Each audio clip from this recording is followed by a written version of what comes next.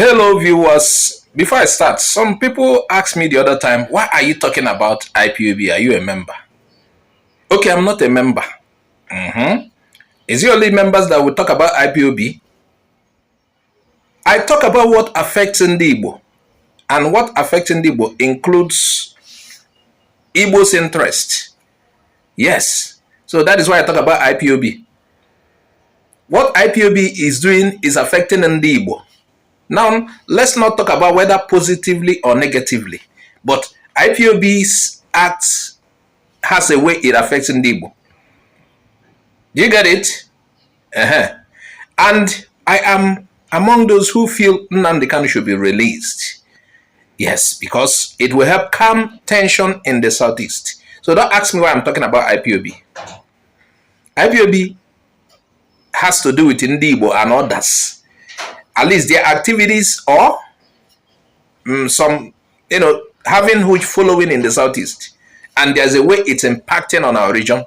Now, I'm not here to say whether it is positive or negative. So don't ask me why I'm talking about IPOB. I'm an Igbo man. So once again, Nnamdi Kanu is at the center of Nigeria's justice system. Doctor says his health is failing. His lawyers cry for urgent treatment. But the DSS refused to act. That is what we are learning from the news. The court admits it is urgent, but still pushes the case aside. Now we are asking, is this justice or this is a slow punishment or delay? That is what we want to know. Nnamdi Kanu, leader of the indigenous people of Biafra, IPOB, has been in DSS custody since 2021. This is not 2024, 2025, 2021. After he was kidnapped in Kenya and transferred to Nigeria, he is standing trial on terrorism. Terrorism-related charges.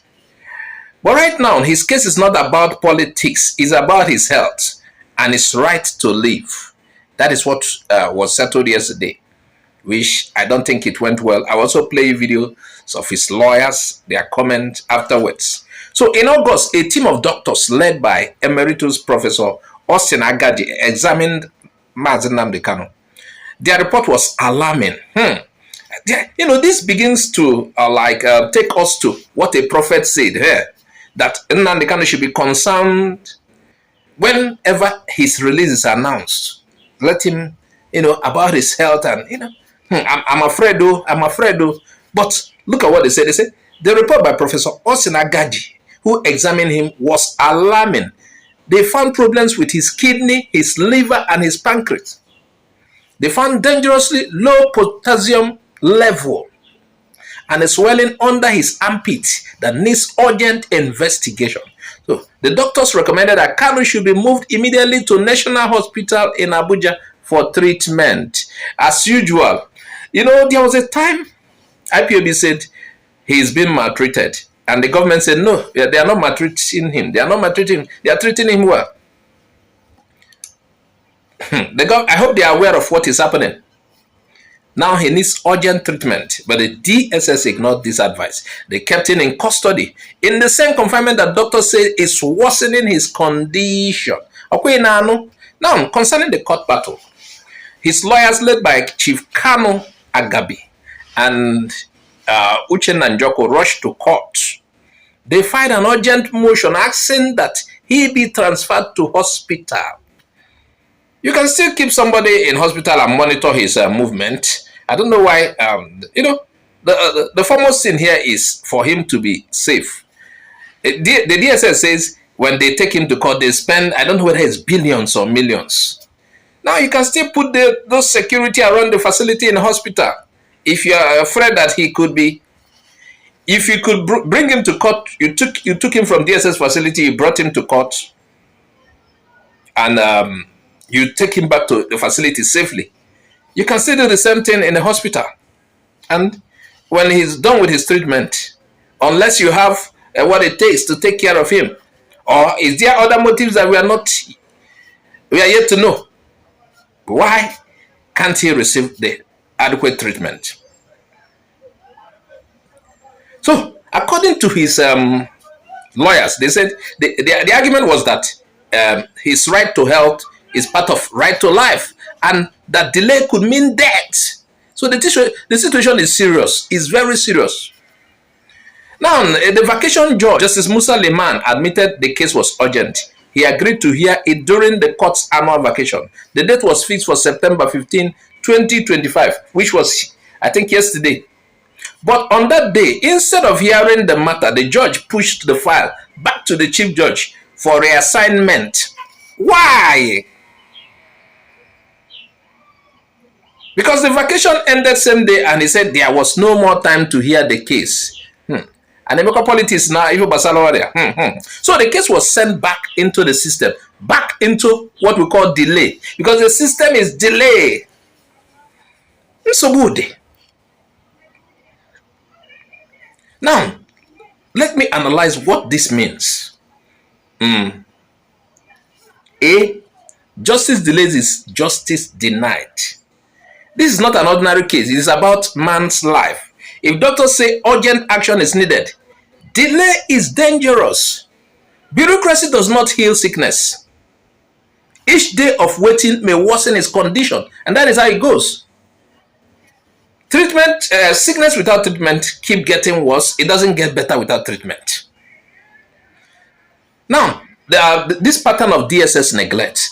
This is not the first time the DSS has been accused of ignoring medical advice. People like Eggs and Zaki face the same. Dasuki. Now Kanu is facing it. Is this a silent strategy to use poor medical care as punishment? Nigerians must ask this question. Now it's not about IPOB. It's about health. Now people in the detention, don't they have right to good medical facility? Are they just okay? He's a condemned person. He doesn't have right. Oh, this guy is condemned already. Now, I'm coming back to what this means for Igbo people. For the Igbo people, this is not only about Nnamdi Kanu. It's about how Nigeria treats Igbo voice. Whether you agree with IPOB or not, please, what you see here is clear. Delay, neglect, and lack of fairness. So, forget about whether you agree with IPOB or not. Now, when the system plays with the health of a man, it is playing with the peace of an entire region. And you know what heightened the insecurity in Southeast, I mean? You know what heightened it? Okay, delaying the release of Nnamdi Kanu, putting him in custody, and the announcement of sit at home. And the government has not been able to crush the sit at home. So it's not always by, oh, we have power. Sometimes you negotiate, and that is what we have been expecting. Whether you like Nnamdi Kanu or not, what we are looking at now, the security of the Southeast region. The government promises you go to work on sit-at-home day. You see what happens. They have not been able to stop the sit-at-home. So, and like I said in previous videos, Nigerian government is evil and wicked. Yes. They want to punish the Southeast people. The Southeast people, I want you to know that Nigerian government does not like you. If Nigerian government likes you, they will not, because of one man, hurt our region and keep, making our region ungovernable. They will not, because of one man. They will not, because of one man, allow Southeast to continue to boil. Okay, the government has not been able to stop the sit-at-home, so why keeping him in custody, understanding that the sit-at-home, the keeping him in custody is why the sit-at-home and insecurity heightened. I'm not saying if you release him, insecurity will be stopped or quenched, but to an extent, and we know. Now, let's look at the irony of this procedure. The judge said the case was urgent, but could not hear it because time had finished. But sickness does not follow court calendars. You know that. Disease does not wait for adjournments. When law and procedure are placed above human life, then the law loses its meaning. That is it. My brothers and sisters, danger. Some people are already saying we see danger ahead. Yes, if anything happens to Kanu in DSS custody, we don't know what will be the consequences. The Southeast is already boiling, and we don't want it to boil. And definitely, Nigeria will face international condemnation. And history will not forgive those who played politics with a man's life. Not just about a man's life, but the life of a region. I don't understand why this government will continue to punish us in every way. Please note, I am not here to stand for Nnamdi Kanu, defend him, or no. I'm talking about the impact of holding him and what happens to Southeast region. And here is a lesson for all, in case you don't know. What we are seeing is bigger than one man. Today, it is Nnamdi Kanu. Tomorrow, it could be any activist, journalist, or ordinary citizen. Now, if the system can delay justice for him, it can delay justice for anyone. And that is it. We must raise our voices, and that is what we are doing. The government must not use delay to gamble with human life. And especially a life that, had held Southeast in the current situation it is. Justice must be seen to be done. Nnamdi Kanu must be given proper medical treatment, not tomorrow, not next tomorrow, but now. This analysis is based on court reports, medical findings, and media coverage. Igbo Area TV does not support violence or lawlessness. We stand only for the truth, fairness, and justice. The courts may push papers. The DSS may drag their feet. But sickness does not wait. That is very important. Now, if Nigeria fails to act, history will not forget this delay. I'm talking to those in authority in Nigeria. You can't just be... Oh, let me end it here.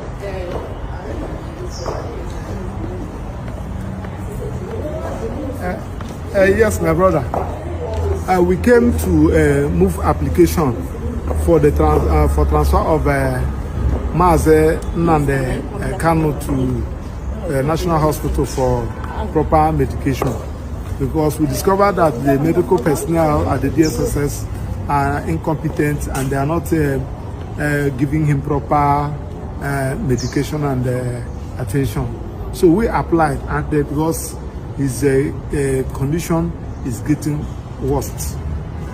He's lacking potassium in his body and they don't have any solution to it. His leg is being swollen up, because I went to see him today before coming to court. So, but incidentally, unfortunately, the prosecution, the federal government, through their lawyer, countered our motion by filing 37 paragraph affidavits opposing our application for him to be transferred to National Hospital for proper medication. So the judge said today is the last day of his sitting as a vacation court, because the vacation is going to end today. That is going to send the file, the motion to CJ, for the CJ to reassign it to the substantive court who has been handling the matter, Honorable Justice James Omotosu. So all our efforts to let the judge at least make that consequential order. In fact, most of the times you don't even need a motion, formal motion. You can do it so much, but the judge refused. And the question we are asking is that why should the federal government object the application seeking the leave of the court to an order of the court for Nnamdi Kanu to be transferred to National Hospital for adequate medication? Do they want Nnamdi Kanu to die? Is it not a living that will face trial? So this particular issue is really giving us concern. Nnamdi Kanu is somebody that is facing trial, and somebody who is facing trial under Section 36 of the Constitution is presumed innocent under the law. So it's a very frustrating situation, and we continue to pray, we continue to believe that the necessary thing should be done. We are going to follow the file up and to ensure that the file is listened to the court who has been handling the matter, and see whether it can give us a date for that motion to be had before 10th. That is where we are, and that's the update I said let me just give you. So he said that I should greet two people, lovers of freedom and those who believe in justice. So I should greet you, and I also narrated your prayers and your greetings to him. Thanks, and God bless you.